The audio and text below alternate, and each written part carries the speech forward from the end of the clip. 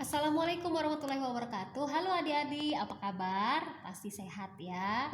Oke adik-adik, ketemu lagi sama Mbak di channel Kursi Guru. Dan kali ini adik-adik, kalian akan melanjutkan pembelajaran yang kemarin-kemarin itu kita membahas tentang alat optik ya. Sekarang hari ini kita akan melanjutkan bagian yang kedua, membahas tentang mikroskop sesuai dengan yang sudah Mbak janjikan. Tapi sebelum itu jangan buru-buru, pastikan penanya sudah ada, kemudian bukunya juga sudah disiapkan. Nanti kalau ada ya yang harus dicatat, harus kalian catat ya di buku kalian. Nah, sebelum kita mulai adik-adik, pastikan kalian like, komen, serta subscribe channel kita dan share video kita ke semua orang di dunia ini supaya kita sama-sama bisa bermanfaat untuk orang lain ya. Kalian pun juga dengan share video ini kalian juga sudah bisa bermanfaat untuk orang lain karena kalian menyampaikan informasi yang berguna. Oke, untuk hari ini adik-adik Mbak sangat semangat sekali karena kita membahas materi yang sangat menyenangkan, mikroskop ya. Mikroskop. Adik-adik, kalau di biologi kalian itu pasti praktek.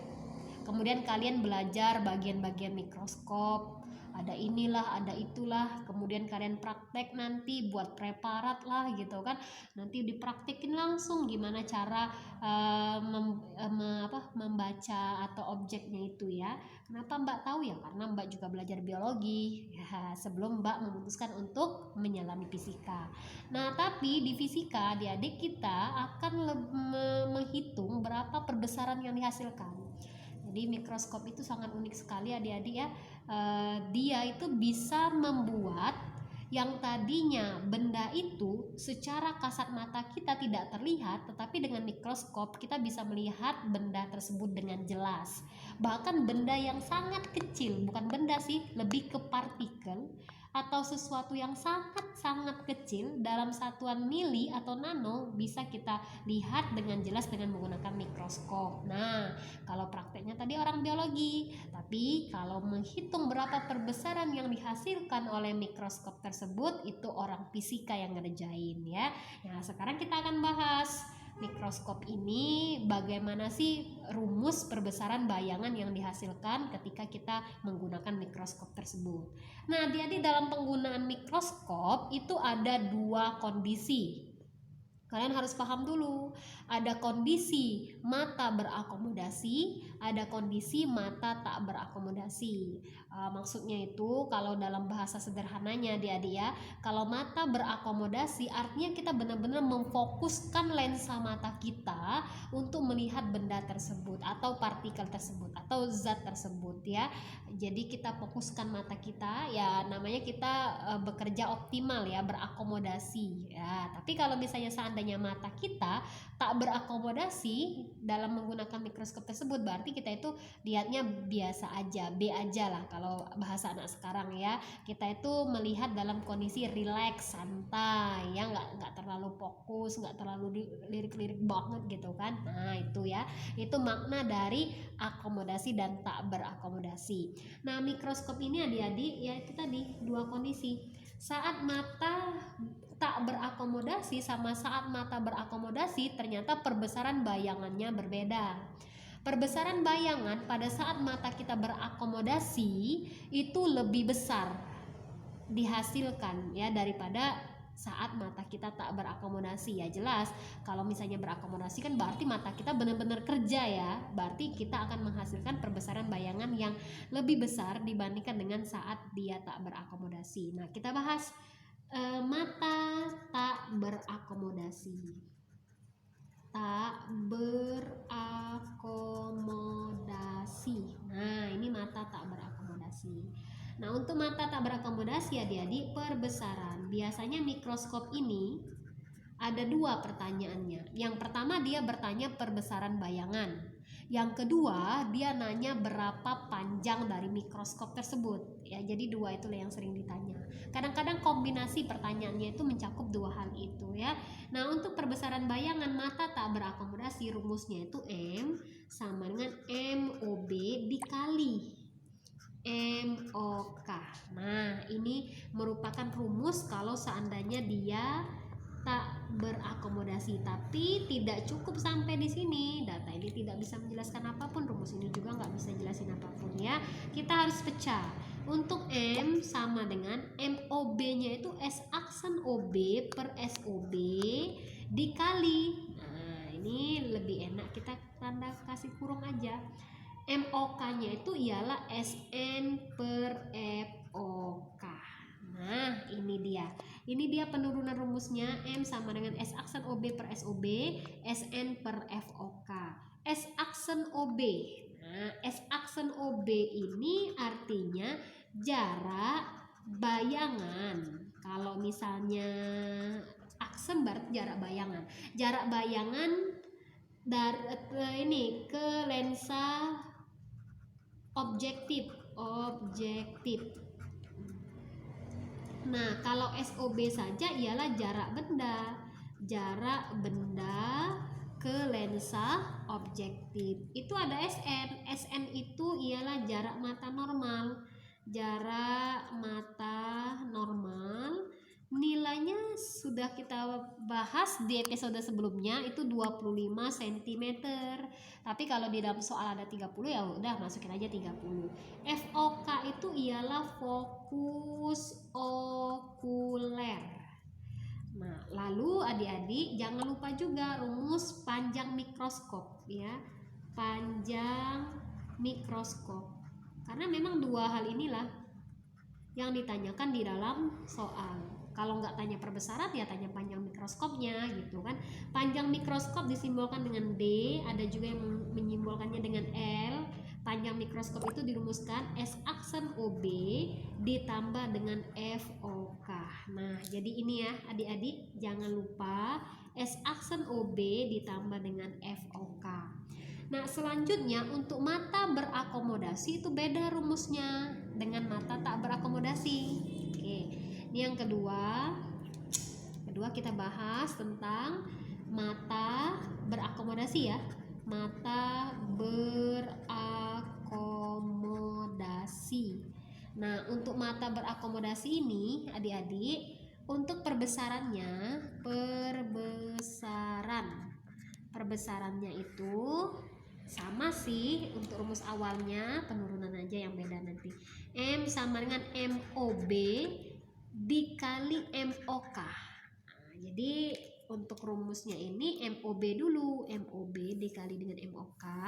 Boleh juga sih MOK dikali MOB ya. Nah, untuk penurunannya MOB itu tetap S aksen OB per SOB. Nah, nanti MOK-nya itu ialah SN per FOK ditambah dengan 1. Nah, disinilah pembeda antara perbesaran kalau mata berakomodasi sama mata tak berakomodasi ya. Ingatin perbedaannya terletak di bagian sini.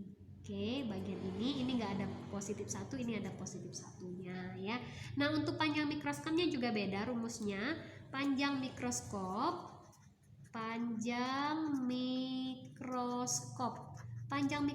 itu disimbolkan dengan D atau L boleh juga ya. S aksen OB ditambah SOK. Nah, ini yang harus jadi fokus kalian. Biasanya kan kalau seandainya di okuler kan di tak berakomodasi dia kan ada FOK, tapi kalau dia berakomodasi dia SOK yang dipakai ya. Jadi buat kalian jangan ketukar dan jangan salah rumus. Jangan sampai ketukar rumusnya ketika mata tak berakomodasi malah gunakan rumus yang berakomodasi ya. Nah, adik-adik di dalam Mbak kasih kunci ya, di dalam soal kuncinya itu gini. Ada dua tipe soal tentang mikroskop. Yang pertama, tipe soal dia soal cerita. Dan di cerita tersebut sudah dijelaskan apakah matanya berakomodasi atau tidak berakomodasi. Nah, tuh ya. Tapi ada juga tipe soal yang kedua nih. Dia nggak dijelaskan di dalam soal apakah berakomodasi atau dia tak berakomodasi. Tapi untuk mengetahui apakah dia berakomodasi atau tidak berakomodasi itu dari gambar ya. Kalau misalnya seandainya gambar mikroskop tak berakomodasi, gambar tak berakomodasi. Nah, gambar tak berakomodasi itu seperti ini. Jadi ini ada mikroskop dengan dua lensa. Intinya kalau dia tak berakomodasi, setelah pembentukan bayangannya ini nggak terlalu rapi ya Mbak buat. Sorry. Oke. Kemudian ini ada pembentukan bayangannya. Nah, oke, di sini sebenarnya Mbak nanti bukan lebih fokus ke ini sih, ke gambarnya ya. Kalau gambarnya ini kayaknya nggak terlalu rapi, tapi Mbak lebih fokus ke konsepnya nanti ya. Ini anggap saja gambaran nggak terlalu ini ya, nggak terlalu serius gambarnya. Tapi yang Mbak mau tekankan di sini bukan gambarnya ini, tapi yang Mbak mau tekankan di sini ialah ini garis sejajar ya, garis sejajar. Jadi ketika kalian ketemu dengan gambar mikroskop dan ternyata garisnya itu sejajar, nggak berpotongan, maka walaupun di dalam soal nggak ada kata tak berakomodasi, tetapi mikroskop tersebut tergolong mikroskop yang tak berakomodasi karena di sini garisnya sejajar ya. Tapi kalau nanti kalian ketemu dengan gambar mikroskop ya, jangan fokus ke gambar karena Mbak sudah tahu ya gambarnya nggak akan bagus nih ya. Kalau misalnya mau bagus biasanya gunain mistar biasanya Mbak ya. Nih lebih fokus ke ininya nanti. Intinya kalau nanti kalian mendapatkan garis yang ternyata sinarnya itu berpotongan nih, bagian ini yang berpotongan, berpotongan kan itu kan, berpotongan. Walaupun di dalam soal tidak dijelaskan dia berakomodasi atau tak berakomodasi, jelas ini artinya dia berakomodasi ya. Jadi tekankan karena di dalam soal itu tipenya ada dua, ada soal cerita sama ada soal gambar ya. Soal cerita mah lebih enak karena udah ketahuan dia berakomodasi atau tidak, tapi kalau soal gambar biasanya di dalam soal itu nggak dijelaskan dia berakomodasi atau tidak. Caranya ya tadi, kalau misalnya dia sejajar ya berarti dia tak berakomodasi. Kalau misalnya seandainya dia berpotongan berarti dia berakomodasi. Nah untuk soal latihannya mudah. Biasanya soalnya itu langsung aja ya Mbak nggak ceritain, tapi Mbak sudah tahu nih biasanya yang ditanyakan di dalam soal itu berapa perbesarannya. Kalau ya FOB-nya itu katakanlah 4 cm ya. Kemudian SOB-nya itu 8 cm. Lalu FOK-nya itu ya misalnya berapa ya, FOK-nya 5, boleh deh 5 cm. Yang ditanya berapa perbesarannya jika dia berakomodasi dan tak berakomodasi. Jadi dua ya pertanyaannya itu, kalau dia berakomodasi dan kalau dia tak berakomodasi. Kita bahas. Kalau dia berakomodasi maka rumusnya itu ialah S aksen OB per SOB SN per FOK ditambah 1. Pertanyaan Mbak, S aksen OB-nya sudah ada atau belum? Belum.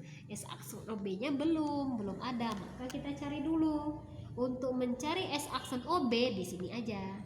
1 per S aksen OB sama dengan 1 per FOB dikurang 1 per SOB. 1 per S aksen OB itu sama dengan 1 per FOB-nya ini. Masukkan 4 dikurang 1 per 8. Samakan penyebut jadi 8. 1 per S aksen OB.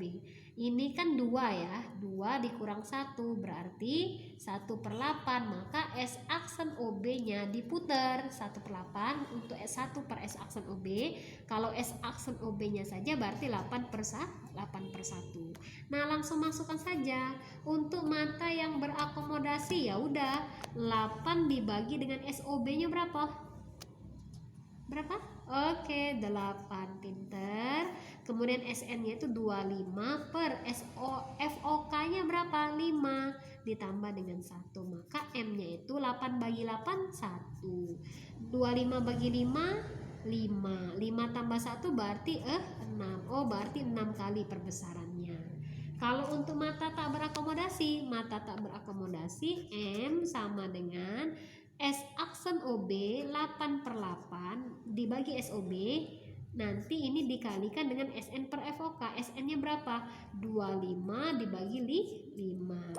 Ini 8 tak bagi 8, 1 dikali 25 bagi 5, 5. Ya udah, berarti 5 kali. Untuk mata yang berakomodasi perbesarannya 6 kali, untuk mata yang tak berakomodasi perbesarannya 5 kali ya. Memang materinya agak padat ya adik-adik ya. Terbukti nih, lihat kertas Mbak sudah hampir kehabisan ya. Dan habisnya kertas Mbak menandakan berakhirnya materi kita pada hari ini ya. Karena ini sudah lengkap semua. Mbak sudah berikan mikroskop kalau rumus perbesaran dan panjang mikroskop kalau mata tak berakomodasi. Begitupun ketika matanya berakomodasi. Saran Mbak, kalian harus paham rumusnya. Gimana caranya? Pokoknya rumusnya itu harus ada di otak kalian.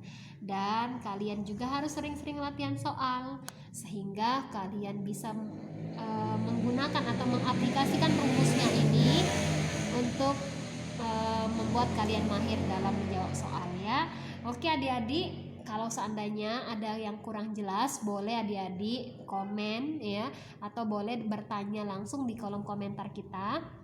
Dan buat adik-adik jangan lupa untuk selalu ikuti episode-episode yang kita berikan untuk kalian, dan selalu sebar video ini untuk kawan kalian, tetangga kalian, siapapun ya, karena materi ini sangat bermanfaat buat semua orang, terutama buat kalian para pelajar di Indonesia, sehingga membuat Indonesia menjadi lebih maju ya.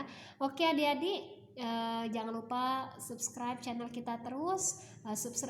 Subscribe kalian akan membantu kita untuk semangat terus dalam mengupload video. Itu saja untuk hari ini. Terima kasih, sukses untuk kalian semua. Wassalamualaikum warahmatullahi wabarakatuh. Bye bye.